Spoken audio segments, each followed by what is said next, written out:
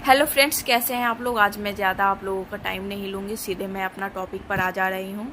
देख सकते हैं आप लोग BHDE 144 का जो है, मैं सारा क्वेश्चन आंसर जो भी एग्ज़ाम में आने वाले हैं, जो भी मुख्य जो भी प्रश्न हैं, सारे प्रश्न के साथ मैं आपको आंसर भी मैं करवाने वाली हूँ।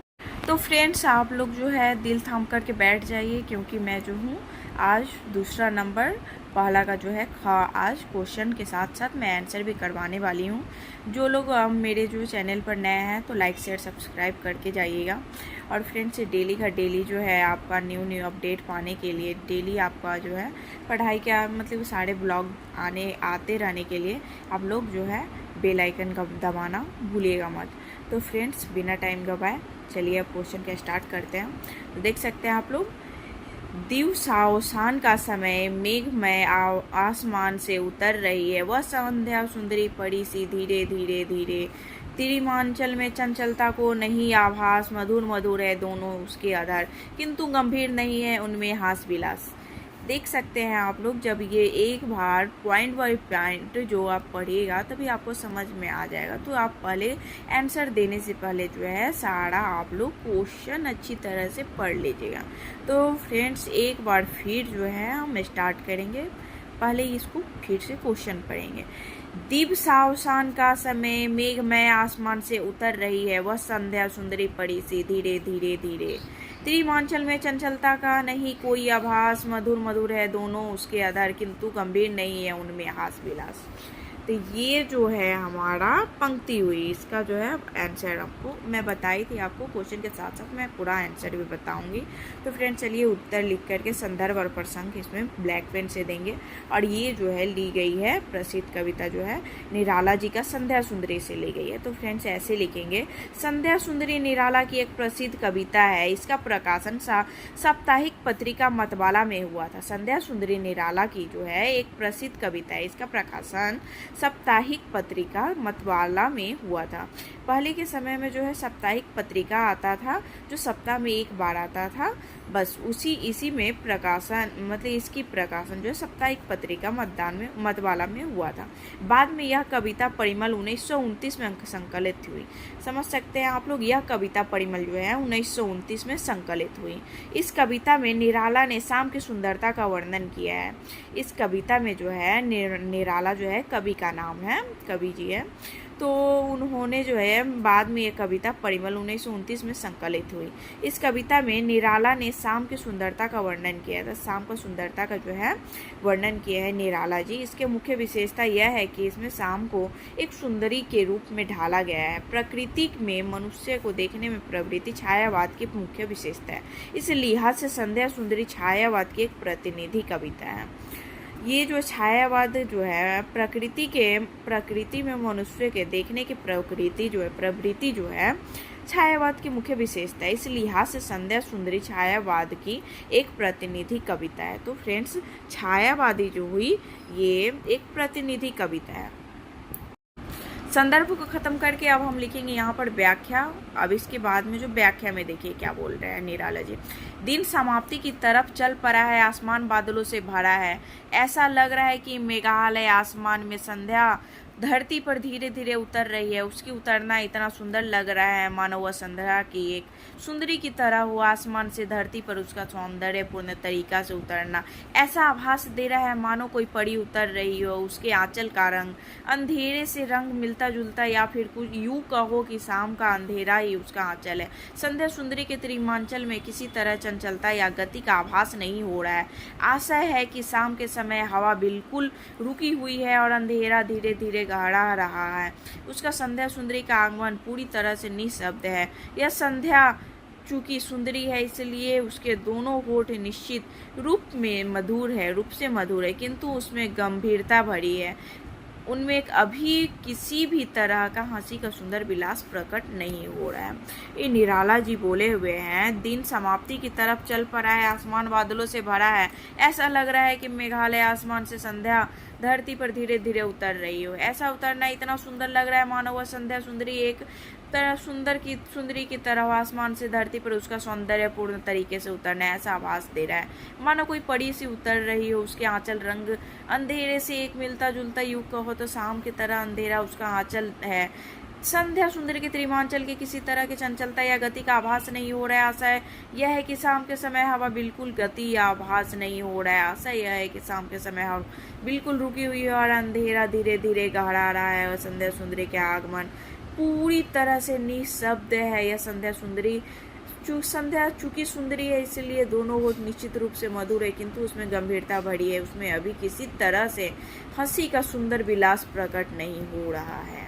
निराला जी बड़ी अच्छी तरह से प्रेम भावना से समझा रहे हैं, जैसे कि संध्या सुंदरी आसमान से जो है उतर रही उसी तरह से जो है एकदम संध्या सुंदरी की तरह जो है एकदम व्याख्या जो करते हैं, एकदम तारीफ का पोल बांधते, बिल्कुल उसी तरह से निराला जी इस कहानी में बहुत ही अच्छी तरह से समझाए हुए हैं। तो फ्रेंड्स ये क्वेश्चन तो अच्छी तरह से दिमाग में बैठ ही गया होगा। तो फ्रेंड्स चलिए अब मैं बढ़ती हूँ अगले क्वेश्चन पर।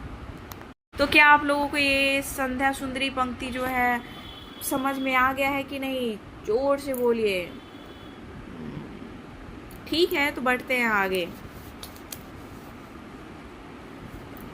तो ग वाला मैं आपको बता दे, छोड़ द्रुमों की मृदु छाया, तोड़ प्रकृति से भी माया, बोले तेरे बाल जाल में कैसा उलझा दू लोचन, भूल अभी से इस जग को। तो फ्रेंड्स ये जो है छोड़ द्रुमों की मृदु छाया, तोड़ प्रकृति से भी माया, बोले तेरे बाल जाल में कैसे उलझा दू लोचन, भूल अभी से इस जग को। ये जो है पंक्ति है, हमको इसके संदर्भ सहित व्याख्या करना है। तो फ्रेंड्स इसको जो है अब हम उत्तर लिखेंगे और इसके बाद में संदर्भ प्रसंग जो है हमेशा ब्लैक पेन से ही लिखेंगे। तो फ्रेंड्स ये भी क्वेश्चन जो है VVI है, आप कहीं भी आप सर्च करके देख सकते हैं। एकदम मोस्ट इम्पोर्टेंट क्वेश्चन है, हर बार आता ही आता है। तो स्टार्ट करते हैं फ्रेंड्स। संदर्भ और प्रसंग। यह पंक्तियाँ छायावादी कवि सुमित्रा नंदन पंत की कविता छोड़ द्रुमों की मृदु छाया से ली गई है। यह पंक्ति जो है छायावादी कविता सुमित्रा नंदन पंत की कविता छोड़ द्रुमों की मृदु छाया से ली गई है। आप लोग को समझ में आ रहा है कि नहीं? अगर नहीं आ रहा है तो मैं एक ही टॉपिक को मैं 10 बार समझाऊंगी। अगर नहीं समझ में आ रहा है तो आप लोग एक बार बताइए। आ रहा है ना समझ में? तो ठीक है, तो चलिए आगे बढ़ते हैं। ये आपको बता दी, यह पंक्तियाँ जो है छायावादी कविता सुमित्रा नंदन पंत की कविता छोड़ द्रुमों की मृदु छाया से ली गई है। इस कविता में कवि ने प्रकृति, विरक्ति और मानवीय सौंदर्य की ओर आकर्षण को व्यक्त किया है। इस अंश में कवि एक सुंदर बालिका संवाद करता है। कवि जो है एक सुंदर बालिका, एक छोटी सी लड़की के साथ संवाद करता है, मतलब कि बातचीत करता है। वह अपने मन को समझा रहा है कि वह प्रकृति की शीतल छाया और मोहक सौंदर्य को छोड़कर उस बालिका के सौंदर्य के जाल में न उलझे, क्योंकि वह जानता है कि यह भी एक मोह माया है। कवि अच्छी तरह से जान रहा है जो ये कवि जो है प्रकृति के मोह माया को छोड़ करके बच्चे के माया में नहीं फंसने के लिए बोल रहा है, क्योंकि जो है वह जानता है वह बालिका जो है एक मोह माया है। तो यहाँ तक तो समझ में आ ही गया होगा आपको। तो चलिए आगे बढ़ते हैं व्याख्या की ओर। व्याख्या करके ब्लैक पेन से लिखेंगे, हमेशा बोल रही हूँ मैं, हमेशा व्याख्या ये जो है मेन पॉइंट जो होता है हम इसको हमेशा ब्लैक पेन से ही लिखेंगे, उसके बाद में ब्लू पेन से स्टार्ट करेंगे। कवि कहता है कि मैं जो अब तक प्रकृति की सुंदरता में लीन था उसकी छाया और मुंह को छोड़ चुका हूँ, परंतु अब हे बालिका तेरे बालों के जाल में कैसे अपने नेत्रों को उलझा दूँ। वह स्वयं से प्रश्न करता है कि एक माया से मुक्त होकर अब दूसरी माया में कैसे फंस जाऊं। अंत में वह स्वयं को चेताता है भूल अभी से आस जागो, अर्थात अभी से इस संसार की आशाओं को त्याग दे। यह पंक्तियाँ व्यक्ति को आत्मनियंत्रण, विरक्ति, मोह से ऊपर उठने की प्रेरणा देती है। तो ये अच्छी तरह से आप लोगों को समझ में आया कि नहीं? एक बार जरूर से जोर से जवाब दीजिए। सुनाई नहीं दे रहा? आ गया? तो ठीक है, नेक्स्ट क्वेश्चन की ओर बढ़ते हैं। तो जाग तुझको दूर जाना, जाग तुझको दूर जाना, जाग तुझको दूर जाना, जाग तुझको दूर जाना, चीर सजग आंखें उनिंदी, आज कैसा व्यक्त बाना। जाग तुझको दूर जाना, इसके बाद जो इसका जो है हम अच्छी तरह से उत्तर लिख करके संदर्भ और प्रसंग जो है मतलब कि आपको व्यक्त करेंगे। तो जाग तुझको दूर जाना शीर्षक कविता गीत महादेवी वर्मा के काव्य संग्रह सांध्य गीत 1936 में संग्रहित है। जाग तुझको दूर जाना शीर्षक कविता गीत महादेवी वर्मा के काव्य संग्रह सांध्य गीत 1936 में संग्रहित है। महादेवी की प्रसिद्ध कविताओं में इस कविता को शामिल किया जा सकता है। यह कविता सामान्य रूप से संबोधन या अपील की कविता है। इसमें प्रेरणा दी गई है कि मनुष्य को निराश नहीं होना चाहिए। सच्ची आत्म प्रेरणा से भरकर हमें उत्साहित रहना चाहिए। यह मान लेना चाहिए कि विपरीत परिस्थितियों में भी हौसला बनाए रखने पर मनुष्य कल्याण होता है। तो जाग तुझको दूर जाना शीर्षक कविता गीत महादेवी वर्मा के काव्य संग्रह सांध्य गीत 1936 में संग्रहित है। महादेवी की प्रसिद्ध कविताओं में इस कविता को शामिल किया जा सकता है।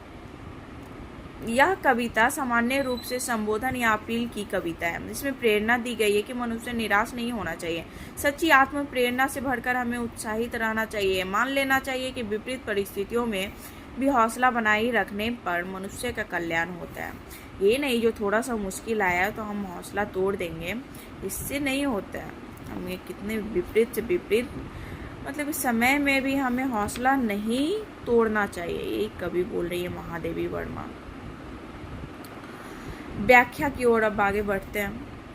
प्रेरणा देती हुई महादेवी वर्मा महादेवी जी इस कविता में कहती है कि तुम्हें दूर तक जाना है, अर्थात तुम्हारा उद्देश्य बड़ा है, तुम्हें महान उपलब्धियों से जुड़ना है। मैं देख रही हूँ कि हमेशा सजग रहने वाली तुम्हारी आंखें आज नींद से अलसाई हुई लग रही है। आज तुम्हारी वेशभूषा आलस्य से अस्त व्यस्त क्यों हो गई है।